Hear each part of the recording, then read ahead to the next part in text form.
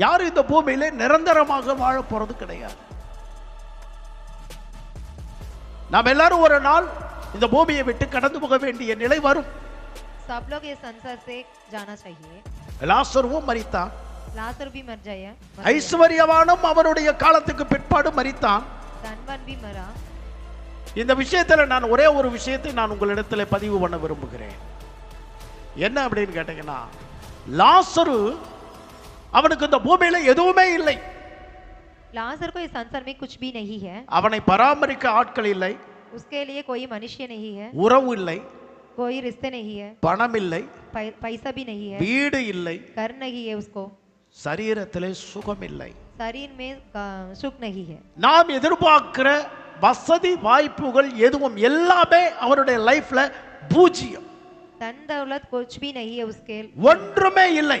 कुछ भी नहीं है. அவனிடத்துல எதுவுமே இல்லை. இன்றைக்கு நம்மிடத்திலே தேவன் கொடுத்து வைத்திருக்கிற எதுவும் அவனுக்கு கிடையாது. हमारे पास आज का जीवन में क्या है उसे भी उसके पास नहीं है. अनेक பிச்சைக்காரர்கள் இன்றைக்கு தெருவிலே படுத்து கிடக்கிறார்கள்.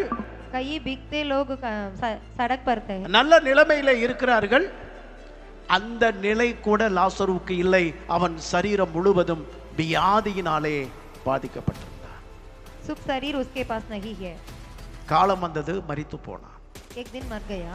அவனை பற்றி வேற எந்த காரியம் சொல்லப்படல. இது ஒரு உவமையாக தேவன் சொன்னாலும், ஆனால் நாம் உணரும்படிக்கு, நாம் யோசிக்கும்படிக்கு, இவைகளை ஆராயும்படிக்கு நாம் இருதயத்தை திருப்ப வேண்டும்.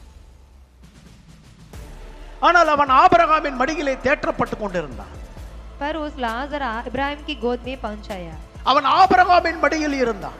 अब्राहम की गोद में है. ஆபிரகாம் மடி என்று சொன்னால் விசுவாசிக்கும் சந்ததியர்கள் இளைப்பாறுகிற இடம். इब्राहिम की गोद का अर्थ को किस लोग विश्वास करते हैं परमेश्वर को. அவன் தேவன் வாக்குத்தத்தம் செய்யப்பட்ட அந்த இடத்திலே அவன் இளைப்பாறி கொண்டிருக்கிறான். நல்ல நிலைமையிலே இருக்கிறான் என்பதை இந்த ஐஸ்வர்யவான் தூரத்தில் இருந்து பார்க்கிறான். அப்போ லாசரு இந்த பூமியில் இருந்த ஆஸ்திகள், அந்தஸ்துகள், சுகபலன் எதுவும் இல்லாதவனாயிருந்தான். ஆனால் தேவனை அறிந்திருந்தான் என்பதை நாம் விளங்கிக் கொள்ள முடிகிறது. हम जान सकते हैं लाजर के पास कुछ भी नहीं है संसार में. ஏனென்றால் இவனுக்கு செய்தி சொல்லப்படுகிறது, அங்கே மோசேயும் தீர்க்கதரிசியும் உண்டு. पर लाजर तो यहोवा के बारे में विश्वास करते हैं. இந்த இடத்திற்கு நீ வர வேண்டுமானால், லாசரு வந்த இடத்திற்கு நீ வர வேண்டுமானால், அங்கே மோசேயும் தீர்க்கதரிசியும் உண்டு. அவர்களுடைய வார்த்தைக்கு உன்னுடைய உறவினர்களும் எல்லாரும் கீழ்ப்படிந்தால் அவர்கள் அங்கே வரமாட்டார்கள், இங்கே தான் வருவார்கள்.